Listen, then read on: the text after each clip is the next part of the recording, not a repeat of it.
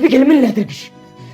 ያለብኝ ጉዳይ በቃ ብሎ ልጁን ገደለንባት። ንገሪኝ፣ ሁለት ልጅ ማሳደግ አቅቶት የበኩር ልጁን ገደላት ነበር ባንቺ የተነሳ። ደሬ ልጆቼ ደህና ናቸው? አንተ ራስ ደህና ነህ? ደግሞ ዳጣን አገባታለሁ። እሺ ናታን፣ እንደዚህ እኮ ሁላ ነገር ነው እማዬ መስማት አለባት እንጂ ትሰማለች። ከዛ ሁላችሁ ተስፋች ከቤት ትባረራላችሁ።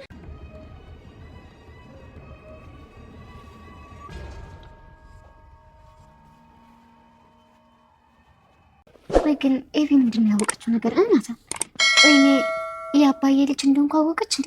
ምንድን ነው ያወቀችው? አባዬ ይቅርታ። ስንት ጊዜ ይቅርታ፣ ስንት ጊዜ ምህረት። ሰምኛለሽ? ይሄ የመጨረሻችን። በቃ ለተወሰኑ ደቂቃዎች እኔና አንቺ ብቻ ክንፍናል። እንዴ ናታን የምትለው ግን ታውቃለህ? ምን እያልክ ነው? በቃ ዳጣ እቀፊኝ፣ ሳሚኝ። በቃ ሁሉም ነገር ለቅስፈት እንርሳ። ዳጣ ሳሚኝ። በቃ አንዲት ድምፅ ከዚህ ክፍል ውስጥ እንዲወጣ አልፈልግም።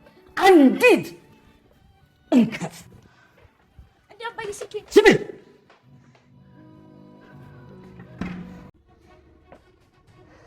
ግዴለሽ የሆነ ነገር ተፈጥሯል። የፈራሁት ነገር ደርሶ እንዳይ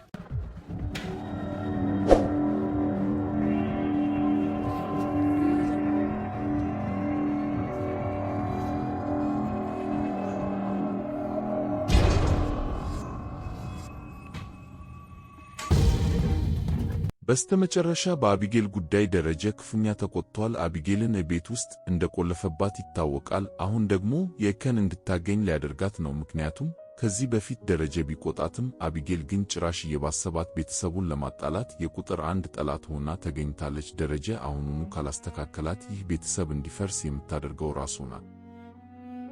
አቶ ደረጀ የተበሳጨው ናታን የነገረውን ከሰማ በኋላ ነው። አቢጌል ናታንን ከቀለበት ካላደረግክልኝና ካላገባህኝ ሚስጥሩን ለማርታ እናገራለሁ ብላ ማስፈራራቷ ደረጀን ክፉኛ አስቆጥቶታል። አሁን ደረጀ አቢጌልን ምን ማድረግ እንዳለበት ግራ ቢገባውም በወቅታዊ ስሜት ተገፋፍቶ ቅጣቷን ሊሰጣት ወስኗል። ገመድ ይዞ የሄደው ሊገርፋት እንደሆነ ይገመታል። ማርታና ቤተሰቡ ሲተኙ አቢጌልን ቀጥቶ ከእንዲህ አይነት ክፉ ተግባር እንድታቀብ ሊያደርጋት ይችላል። ምናልባት ዱላ ከቀመሰች በኋላ ናታንን ማወክና ማርታ መስፋቱን።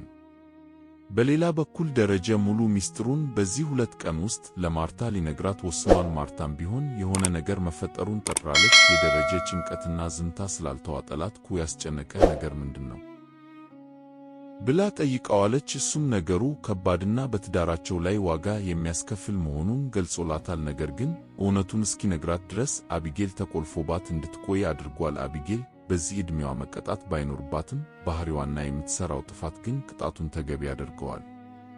ናታንም ቢሆን ቤተሰቡ እንዳይፈርስ ብዙ ጥሯል። አቢጌልን ለማሳመንና ከጀመረችው አደገኛ ጨዋታ እንድትወጣ ቢመክራትም ልትሰማው አልቻለችም። አሁን ላይ ናታን ቆርጦ ተነስቷል። አቢጌልን መቼም እንደማያገባትና ምርጫው ዳጣ መሆኑን በግልጽ ነግሯታል። አቢጌል ራሷን የምታከብር ከሆነ ከዚህ ድርጊቷ መታቀብ ነበረባት።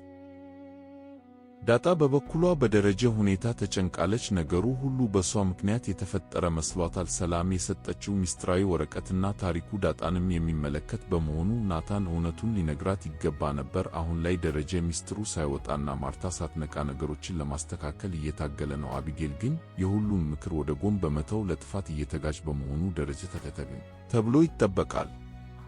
እናንተስ በደረጀ ቦታ ብትሆኑ ምን ታደርጋላችሁ? ሚስጥሩ ቢወጣ ትዳራችሁ ይፈርሳል፣ ቤተሰቡም ይበተናል። አቢጌል ደግሞ ለዚህ ሁሉ ምክንያት ናት። ሐሳብና አስተያየታችሁን ኮሜንት ላይ አስፍሩ። ክፍል 80 ቶሎ እንዲለቀቅም ድምጻችሁን አሰሙ።